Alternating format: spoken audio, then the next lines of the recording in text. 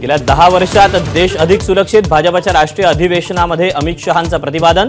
पंतप्रधान मोदींच्या भाषणाने अधिवेशनाचा समारोप, तर दुपारी भाजप शासित राज्यांच्या मुख्यमंत्री उपमुख्यमंत्र्यांची बैठक।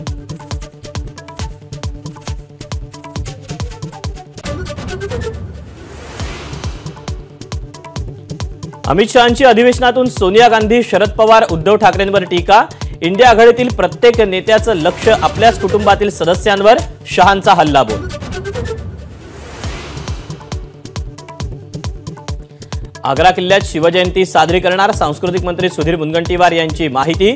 तर दांडपट्ट्याला राज्य शस्त्र घोषित करणार।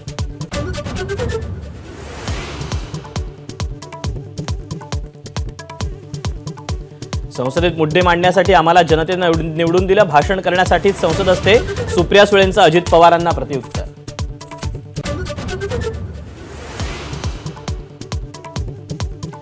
महायुतीत बारामतीची जागा राष्ट्रवादीला सोडण्यास भाजप तयार, सुप्रिया सुळेंविरोधात भावजय सुनेत्रा पवार रिंगणात उतरण्याची शक्यता, महाराष्ट्रातील एका बड्या नेत्याचा दावा।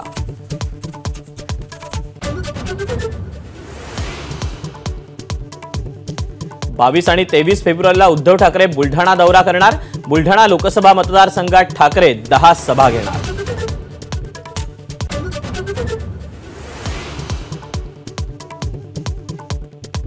जरांगेंच्या उपोषणाचा 9वा दिवस, सगळे सोयरे कायद्याची अंमलबजावणी होईपर्यंत आंदोलन सुरूच ठेवणार, तर 20 तारखेनंतर पुढील आंदोलनाची दिशा ठरणार।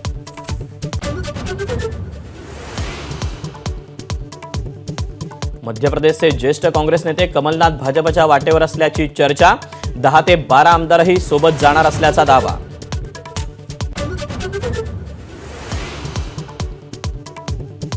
वर्ध्यात आज वंचित बहुजन आघाडीची महाएल्गार सभा, प्रकाश आंबेडकर काय बोलणार याकडे सर्वांचं लक्ष।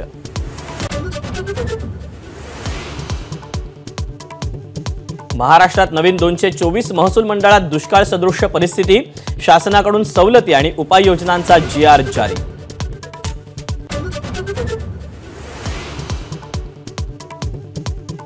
डिझेल अभावी समृद्धी महामार्गावरील पोलीस गस्त 15 दिवसांपासून बंद, पेट्रोल पंप चालकांचे पैसे थकल्यानं पंपावरील डिझेल पुरवठा बंद, लुटीच्या भीतीनं वाहन चालक चिंतेत।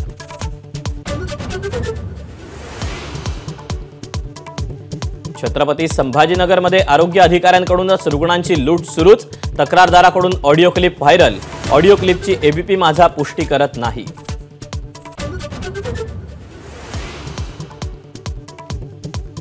इंग्लंड विरुद्धच्या कसोटीत भारत मजबूत स्थितीत, यशस्वी जयस्वाल द्विशतकाच्या उंबरठ्यावर, तर आर अश्विन पुन्हा तिसऱ्या कसोटीत खेळणार।